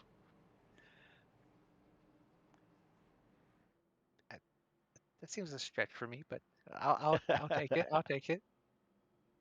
Just looking down the list though, Parks came back top 5, great for him. Heiner, Grog sick Grog after yeah, losing the entire front of his car. yeah, he was a lap down, came back, comes in 6th. Deering got absolute skunked on the restart, still finishes 7th. Heiner with a good finish. And Chase Barkus comes in 9th with Clemens around on the top 10, even with the wreck. So we had enough mayhem that a wreck still got him in the top 10. That's usually how Talladega races go, unfortunately. Yeah, As- you just never know, right? You never know if you're going to be in the right position at the right time, and Kaiser definitely was. Just happened to be more aggressive on that restart, jumped up and made the moves, just like he did all night. Definitely, because I mean, Jason Kristen went from 6th to 2nd with that final, half a lap before the Yeah. caution came out. It would have been nice to see them just take that white flag, because at that point, they were just going to race back. But Yeah, it was definitely going to get a lot wilder if we made it to the white flag and finished it out. But that's the way the cookie crumbles, and that's what we got. So we'll take a quick break, and we'll come back and get an interview with our top 3 finishers. A thriving job market and low cost of living, plus a wide range of veteran benefits, make Indiana the perfect place for veterans of the United States military to call home. InVets can help you find that home. We're an organization started by veterans to help former service members transition to civilian life in our state. InVets can help you find the community with the career opportunities, housing, schools, and amenities that fit your lifestyle. To learn more about InVets, visit us at invets.org today. Superior quality, ultimate protection, and the highest level of craftsmanship. We make our gloves for the hard worker that wakes up every morning and gives 110%. You deserve the highest quality protective gear that's going to work for you, day in, day out. We know it can be tough deciding what companies to trust for your hard-earned money. It's all in our name. We've mastered our craft to help you master yours. We make our gloves rugged, durable, and designed for you. Whatever the job is, we have you covered. We are your glove station.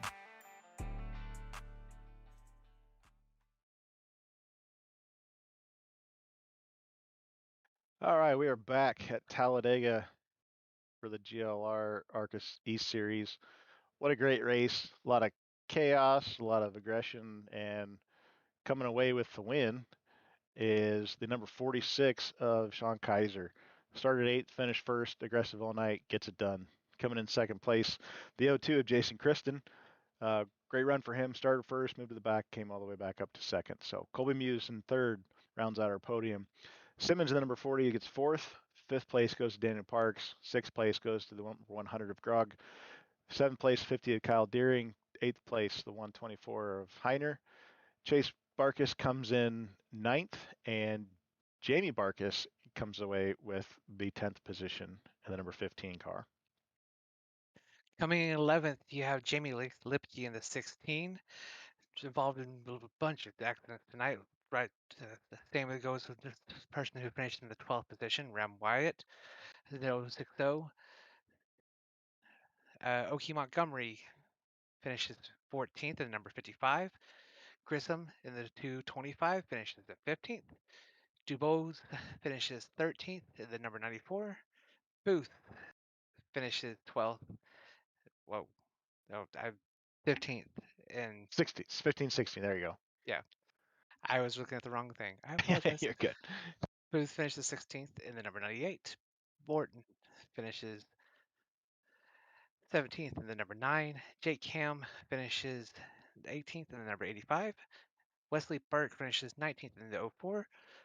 And 20th is Morrison in the 969. And rounding out the field is Tyler Clemens in the 311.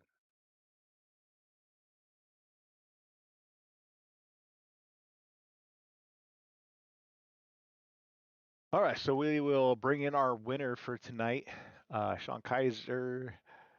Sean, this is Mike in the booth. You got a copy?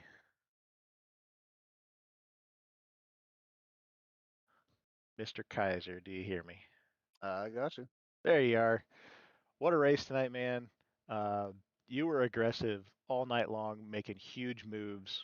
Managed to stay out of most of the trouble. Just kind of go through your race. Tell us what was going through your head, how you managed to work everything out and come away with this win. Yeah, honestly, like I'm not a huge fan of super speedways, and I just went in here and I was just like, yeah, I'm just gonna have fun and I'm just gonna go for it and I'm gonna try and stay up front. I'm gonna make aggressive moves. I mean, there's a fine line between too aggressive and making stupid mistakes and just being aggressive enough to stay up front and get out front. So I was just having fun the whole night, and I think that was the key, was just being relaxed and not worrying too much. But yeah, the runs were great. you could get huge runs and make aggressive moves, and it was just really fun, and I'm happy it all worked out. Yeah, it was great. We were watching the all race. I mean, you and Barrett were some of the best pushers and just making huge moves from the bottom to the wall. So made it really exciting for us, made it easy to call for us. Congratulations on tonight. Is there anybody that you'd like to thank?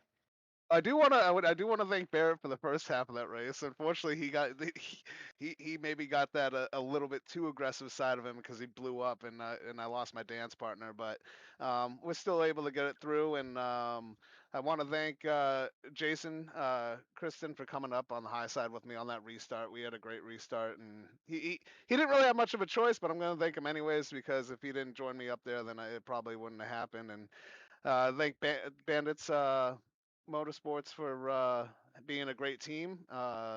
Barrett's in that with me, and thank all the people that put together Goat Locker and make all this happen. It's a great time. Well, we appreciate you being out here. You put on a hell of a show. Congratulations on the win, and look forward to seeing you out here next time. Appreciate it, guys. Have a good one. Have a good one, buddy. All right, we have the second place finisher, Jason Kristen. This is Claire in the booth. Do you have a copy? Yep, I got you, Claire. Gotcha. So I told you pre-race it'd be awesome if I could talk to one of y'all, and yeah, it happened. You finished second place? Can you give me a little bit of breakdown of how you got there?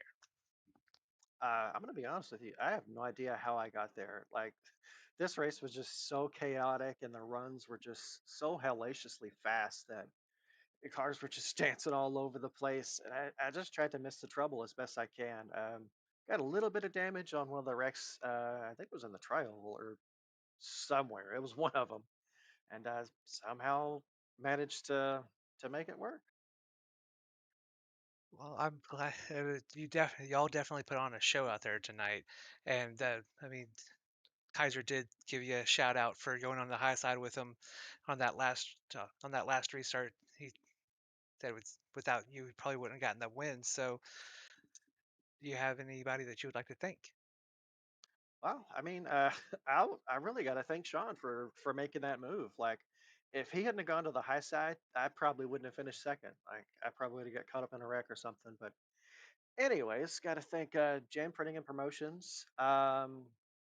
Let's see, what is the title sponsor of this series? I forget. Alexander PCs. There we go. V Speed, Cruising Classics, GTR Simulators, and of course, Signature Signs and Graphics, Happy's Pet Lodge, and Ghost Energy.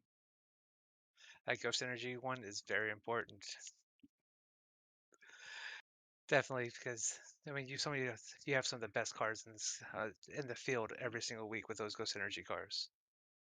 Thank you. I've only been painting sim race cars for what, 20, 25 years now. Don't remind me that I'm that old. I've known you that entire time, pretty much. All right. Well, thank you for talking to us, and congratulations again on that second place finish, Jason. All right. Thank y'all very much. Well, we were trying to get the third place finisher in here, but I don't know if they are available. I don't see him in here. That's unfortunate, but great job for Colby Muse tonight in the number 77. Great run for him. Got caught up in that late caution and still wound up getting a podium. So congratulations to him. Great run. Well, we have Talladega ticked off the schedule. Now we look forward to Texas Motor Speedway, one of my favorite tracks on the schedule. How do you feel about it, Mike? Well, I mean, we only got 2 races left from this summer series. I mean, it feels like it's flown by. Been a lot of awesome racing. If I'm not announcing it, I'm watching it. Um, teammates been doing great. Everybody's been doing great. Great racing. So I'm glad we could put this on for everybody tonight, and hopefully we can get it going again for the ARCA series because these guys put on one hell of a show. So thank you to you and to Sam for being in the booth, putting on all the great catch fence visuals, and not just kidding. He does a great job behind the camera. So just a great group of people throughout GLR and V Speed for putting on these broadcast for everybody to watch and be a part of. Oh, definitely.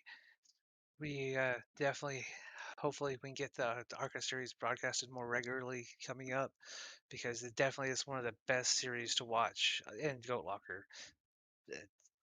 I mean, we have our messy races here, but we also have some of the most exciting finishes in all of Goat Locker, I feel.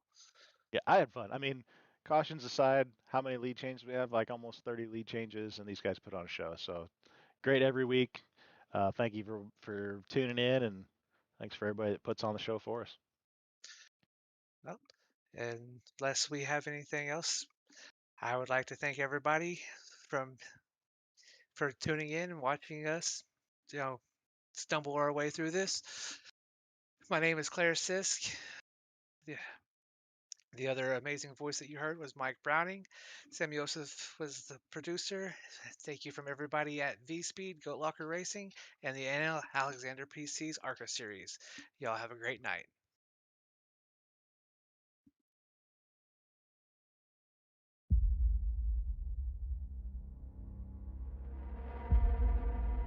I hope you're ready. This is going to be exciting.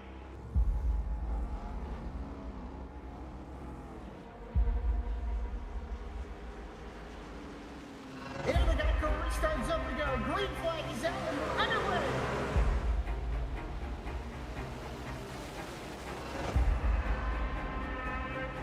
Just a few laps into this. Oh, the 37's getting loose. Oh, and he saves it. Oh, they're going 3 wide.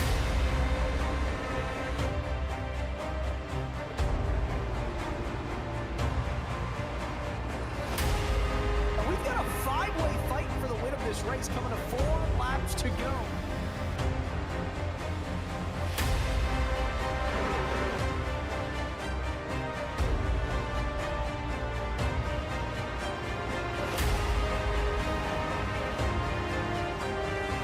He's gonna win it here in spectacular fashion.